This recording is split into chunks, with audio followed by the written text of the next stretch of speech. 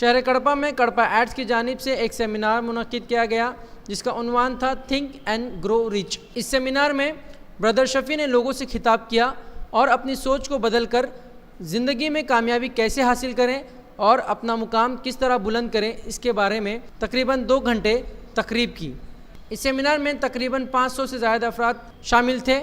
इसके अलावा शहर कड़पा की मशहूर व मारूफ हस्तियों में कड़पा MLA SB अमजद बादशाह साहब, हारून बजाज डायरेक्टर जनाब अहमद बादशाह मौजूद थे। कड़पा एड्स की जानिब से ब्रदर शफ़ी को स्टार ऑफ इंडिया के खिताब से नवाजा। सेमिनार के आखिर में ब्रदर शफ़ी ने हमसे बात करते हुए सेमिनार की पूरी तफसील हमारे सामने पेश की।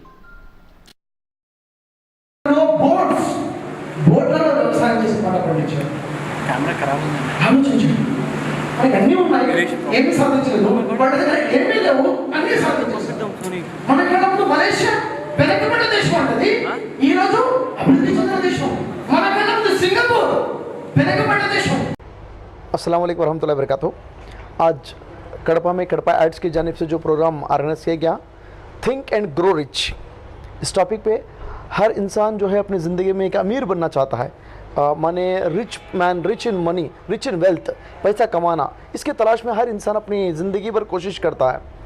एक्चुअली आज इंसान की ज़िंदगी का लाइफ स्टाइल अगर हम देखेंगे, स्ट्रगलिंग फॉर एग्जिस्टेंस है। सुबह उठने से लेकर रात में सोए तक जो कोशिश कर रहा है किस तरह जियूँ, अपना घर कैसा चलाऊँ, अपने बच्चों की पढ़ाई कैसा, अपना घर के हरी ज़रूरतों को किस तरह पूरे करे, इसी चीज़ के पीछे जो है स्ट्रगलिंग में इंसान लगा हुआ है। एक्चुअली जो ना एक इंसान जो चाहता है, जो ख्वाब देखता है, जो ऊंचाई तक पहुंचना चाहता है, जो बहुत वेल्थ कमाना चाहता है, जैसा पैसा कमाना चाहता है, ये चीज़ को कैसा हासिल करे। एक्चुअली जो रिचनेस है, जो पैसा कमाना है, रिचनेस इन वेल्थ माने पैसा कमाने में, उतना ही नहीं रिचनेस इन हेल्थ। जैसा किसी के पास बहुत ज़्यादा पैसा आ गया, आखिर देखेंगे उसके पास सेहत ही नहीं है, कुछ खाने के लिए मना किया जा रहा है डॉक्टर से, ऐसे हालात में तो पैसा रह के भी कुछ फ़ायदा नहीं है। तो माने जो है ना रिचनेस इन हेल्थ भी बहुत ज़रूरी है। अपने सेहत को बचाते हुए, सेहत में भी अपना तंदुरुस्त रहते हुए आगे बढ़ाएं, इसका भी एक प्लान होना चाहिए। उतना ही नहीं अपने पास पैसा आ गया ये काफ़ी नहीं है, इसके साथ रिचनेस इन और फैमिली रिलेशंस। आज वाइफ एंड हस्बैंड के बीच में, माँ बाप के साथ, बच्चों के साथ, भाई बहन के साथ, अड़ोस पड़ोस का जो हमारा ताल्लुकात है, जो हमारी रिश्तेदारी है, जो हम उनके के साथ जो ताल्लुक़ रखते हैं, ये किस तरह है, कितना सुकून है। पैसा सब कुछ नहीं है, पैसा आ गया दिल में सुकून नहीं है, रिश्तेदारी सही नहीं है, भाई बहन से सही बातचीत नहीं है, वाइफ एंड हस्बैंड के बीच में सही ताल्लुकात नहीं है, माँ बाप के साथ सही सुलूक नहीं हो रहा है, माँ बाप के दिल में इज्जत नहीं है। ये सारी चीज़ें जो है ना मैं किस तरह हम इसको ओवरकम करें। वेल्थनेस, जैसा कि richness in wealth, richness in health, richness in relationship, उतना ही नहीं रिचनेस इन सोशल रिस्पॉन्सिबिलिटी। जैसा हम जो समाज में हम जिंदगी गुजार रहे, देखिए मैं खुश रहूँ, मैं अकेला खुश रहूँ, ये काफ़ी नहीं है। मेरे साथ में जो समाज में रहता हूँ, समाज भी खुश रहे, समाज भी wealth and conditions, health condition सही रहे, समाज के अंदर जो इंसान ज़िंदगी गुजरे, तमाम लोगों के बीच में एक अच्छे रिश्तेदारी अंडरस्टैंड होना ज़रूरी है।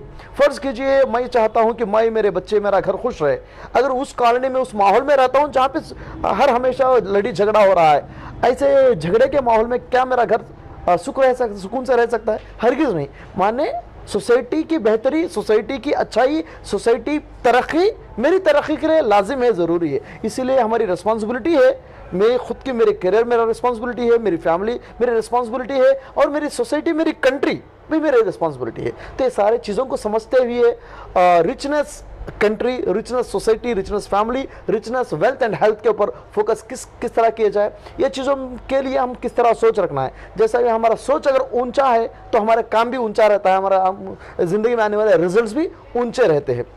और ख़ास करके हम देखेंगे हमारे समाज के अंदर, देखिए अलग अलग मज़हब के लोग हम मिलकर ज़िंदगी गुजार रहे हैं इंडिया के अंदर। जैसा कि यूनिटी इन डाइवर्सिटी का माहौल है इंडिया के अंदर, जैसा कि यहाँ पे हिंदू है, मुस्लिम है, सिख है, बुद्ध है, कई किस्म के मज़हब के लोग मिलकर यहाँ पे ज़िंदगी गुजार रहे हैं। अलग अलग किस्म के कल्चर है, अलग अलग किस्म के ज़बानें बोले जाते हैं, अलग अलग मज़हबें हैं, ये सारे लोग मिलकर एक कंट्री में एक इंडियन के नाते पर ज़िंदगी गुजार रहे हैं। हकीकत में यहाँ पे देखेंगे कि यहाँ के अंदर हम तकलीफ़ की बात क्या है, अनयूनिटी जो आ जा रही है लोगों के बीच में, जो दूरी बढ़ रही है, जैसा कि लोगों के बीच में हिंदू, मुस्लिम, सिख, ईसाई के बीच में आपस में जो है नफरत के बीज जो बोए जा रहे हैं, जो आपस में दूरियाँ बढ़ रहे हैं, ये हमारी इंडिया की तरक्की के लिए बहुत बड़ा रुकावट है।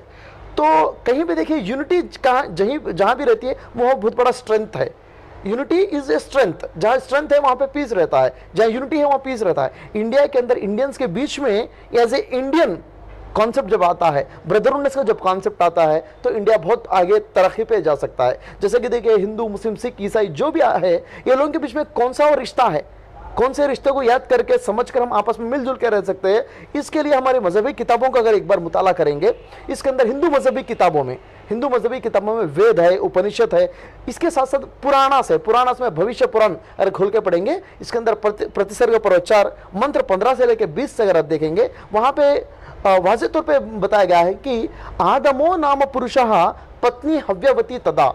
आदम नामे पुरुष है, आदमी है, पत्नी उसकी जो बीवी है हव्यवती, हवा। ये आदम और हवा का जो नाम का जिक्र भविष्य पुराण में है, ये आदम हवा का औलाद ही सारे दुनिया में जो इंसान है, जो आज हिंदू, मुस्लिम, सिख, ईसाई के नाम से हम पहचाने जाते हैं। और यही बात जो है ना, बाइबल अगर खोल के पढ़ेंगे, बाइबल में ओल्ड टेस्टमेंट है, न्यू टेस्टमेंट है। ओल्ड टेस्टमेंट में अगर पढ़ेंगे, वहाँ पे जो पहले जो बाप है, पहला जो आदिकांड जेनेसिस के अंदर हम देखेंगे, उसमें क्लियरली एडम एंड ईव, आदम और हवा का नाम का जिक्र है। क्यों? हमारे सारे इंसानों के माँ बाप है। यही बात कुरान में सूरह निसा 4वां सूरा पहली आयत देखेंगे, वहां पे अल्लाह सुब्हानहू व तआला कहता है, या अय्युहन्नासु तक़ू रब्बकुम अल्लज़ी खलक़कुम मिन नफ्सिन वाहिदतिन व खलक़ मिन्हा ज़ौजहा व बस्सा मिनहुमा रिजालन कसीरन व निसा वत्तक़ुल्लाह अल्लज़ी तसाअलूना बिही वल अरहम इन्नल्लाह काना अलैकुम रक़ीबा। या इंसानों, उस अल्लाह से डरो, उस रब से डरो जो रब तुमको एक ही जान से बनाया है, उस जान से ही उसके जोड़े को बनाया, उस जोड़े से जमीन पर बहुत सारे इंसानों को, बहुत सारे मर्द और औरत को फैला दिया है। ये सारे मर्द और औरत, सारे इंसानों एक माँ बाप के औलाद है। इस ताल्लुक से मोहम्मद सल्लल्लाहु अलैहि वसल्लम की हदीस है, मोहम्मद सल्लल्लाहु अलैहि वसल्लम कहते हैं, कुल्लुकुम बनी आदमा व आदम मिन तुराब। ये इंसानों, तुम आदम के औलाद है, आदम को अल्लाह ने मिट्टी से बनाया है। तो ये सारे किताबों में ही बताया गया है कि आदम अलैहिस्सलाम की औलाद है।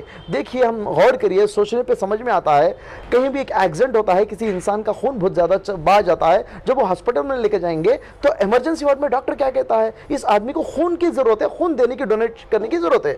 उस वक्त पे क्या चेक करा जाता है? इसका मज़हब क्या देखा जाता है? क्या उसका मज़हब या कैस्ट क्या है पूछा जा सकता है? नहीं, ऐसा नहीं। उसका ब्लड ग्रुप क्या है देखते हैं। एक हिंदू को मुस्लिम का खून दे सकते हैं, एक मुस्लिम को हिंदू का खून डोनेट कर सकते हैं, इसलिए कि वहाँ पे खून का रिश्ता है, आपस में भाई भाई, एक माँ बाप के खून लेके पैदा हुए हिंदू भाई आपस में भाई भाई है। ये कॉमन मेच्योरिटी है, बेसिक मेच्योरिटी है। ये जब समझ में आएगा हम सब मिलकर रहेंगे। और इतना ही नहीं, सारे इंसानों को पैदा करने वाला उस भगवान है, ऊपर वाला है, जो अल्लाह है, जिसको सर्वेश्वर कहते हैं, क्रिएटर कहते हैं, ऊपर वाला कहते हैं, वो एक ही है। एक ही एक जो भगवान है, एक ही एक अल्लाह है, एक ही एक ऊपर वाला है, क्रिएटर है, सारे इंसानों को पैदा किया। तो ये बात को जब हम समझेंगे, एक भगवान को जब समझेंगे, सब लोग हम मिलकर रहेंगे, जब हमारे अंदर यूनिटी आ जाएंगी, ताकत आ जाएंगी, जब इंडिया ताकतवर कंट्री बनेगी, पूरी दुनिया में तरक्की पे जाएगी। जब रिचनेस कंट्री बनाना है तो इंसानों का सोच भी रिचनेस होना है। रिचनेस जहाँ पे सोच में आ गया, वहाँ का माहौल रिचनेस होता है, वहाँ पे खुशियों में रिचनेस आता है, वहाँ की तरक्की में रिचनेस आता है। यही आज यहाँ का उन्वान है कि think rich and grow rich. जितना ऊंचा सोचेंगे उतना ही ऊंचा आप तब्दील आएंगे। रिचनेस सिर्फ पैसा का मामला नहीं है, हर एंगल में हम देखना चाहिए। ये सारे चीज़ों के बारे में यहाँ पे कड़पा एड एजेंसीज वाले जो ऑर्गेनाइज करे थे, इस प्रोग्राम में बात हुई थी। बहुत सारे नौजवान आए थे, ख़वातीन, मर्द हजरात आए थे, सारे मज़हब के लोग आए, इसमें स्टूडेंट्स है, बिजनेसमैन है। बिजनेस टिप्स के बारे में बात करना हुआ था, किस तरह का नया बिजनेस शुरू करे, किस तरह आगे बढ़ाए, कैसी आइडियोलॉजी होना ज़रूरी है, ये सारे चीज़ों के बारे में। तो जो चीज़ को जानना अलग है, अमल करना अलग है। Knowing is knowing but doing is doing. Success comes from doing, not from just by knowing.